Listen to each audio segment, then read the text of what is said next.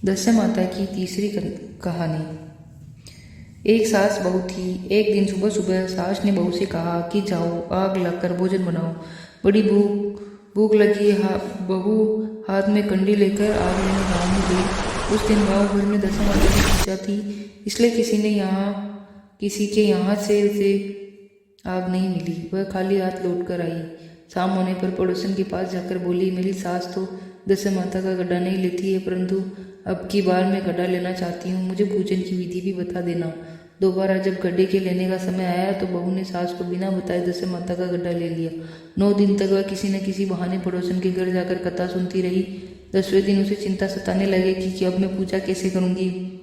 वह मन ही मन दस्यु माता का ध्यान धरकर वह सोचने लगी कि आज सास कहीं बाहर चली जाए तो मैं शांतिपूर्वक पूजा कर लूँ। दस्यु माता की कृपा से सास बहू से बोली, मैं आज खेतों पर जा रही हूँ, यदि मुझे आने में देर हो जाए तो तुम मेरे लिए खेत पर खाना ले आना। बहू के मन की मुराद पूरी हो गई, वह तो यही चाहती थी। उसने सास से कहा कि आप निश्चिंत होकर जाइए, घर का सब काम मैं निपटा लूँगी। सास के जाते ही बहू ने स्नान कर दस्यु माता की पूजा की। इसके बाद वह पूजा की सामग्री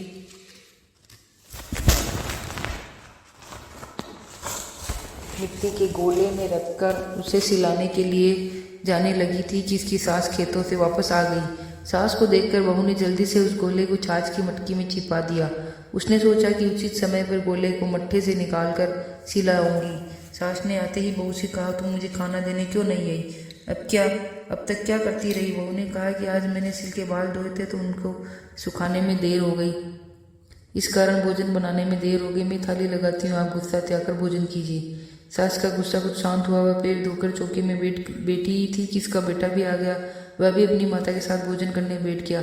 सास भोजन करके उठना ही चाहती थी कि इसका बेटा बोला, मुझे तो मट्ठा चाहिए। सास ने बहू से मट्ठा देने के लिए कहा। बहू बोली, मैं तो रसोई में हूँ, आप ही ने मट्ठा दे दें। सास हाथ धोकर मट्ठा लेने गई, परंतु जैसे ही उसने छाछ की मटकी उठाई तो उसमें कुछ गड़गड़ाने की आवाज़ आई। उसने हाथ डालकर देखा तो उसे एक बड़ा सोने का गोला मिला। सास ने आश्चर्य से बहू से पूछा, अरे इस छाछ की मटकी में ये सोने का गोला कहाँ से आया? इसे तू कहाँ से चुरा कर लाई? यहाँ क्यों छिपा कर रखा है? मैं समझ गई कि इसी वजह से तू छाछ देने नहीं उठी। इसका भेद बता, नहीं तो मैं भी तेरी अभी चमड़ी उधेड़ देती हूँ। बहू बोली, मुझे कुछ नहीं पता, मेरी दस्यु माता जाने, मैंने तुम्हें बताए बिना दस्यु माता का गड्ढा लिया था और उनकी पूजा की थी। तुम्हारे आ जाने के कारण मैं गड्ढे को सिलाने न जा सकी। तुम्हारे डर से मैंने इसे छाछ की मटकी में छिपा दिया था। दस्यु माता ने इसे सोने का बना दिया, मैं इसमें क्या कर सकती हूँ? सास ने बहू को गले लगा लिया और कहा कि अब मैं भी तेरे साथ गड्ढा लिया करूँगी और विधिवत व्रत और पूजन किया करूँगी। हे दस्यु माता, जैसे तुमने इनको दिया वैसे ही सभी भक्तों को